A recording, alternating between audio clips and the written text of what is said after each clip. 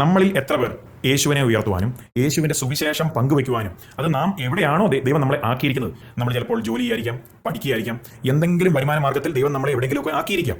പക്ഷെ ആ ആക്കിയിരിക്കുന്ന സ്ഥലത്ത് നമുക്ക് യേശുവിനെ ഉയർത്തുവാൻ, യേശുവിൻ്റെ സുവിശേഷം മറ്റുള്ളവരിലേക്ക് എത്തിക്കുവാൻ നമ്മളിൽ എത്ര പേർക്ക് ഉത്സാഹമുണ്ട്?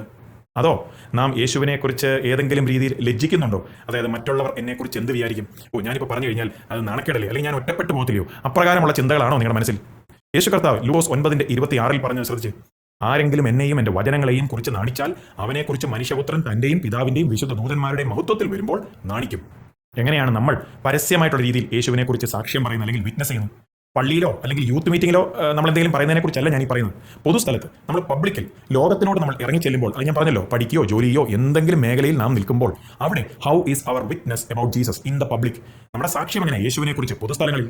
നാം യേശുവിനെക്കുറിച്ച് ലജ്ജിക്കുന്നോ അതോ ലജ്ജ കൂടാതെ യേശുവിനെ മറ്റുള്ളവർ മുമ്പാകെ ഉയർത്തുന്നുണ്ടോ?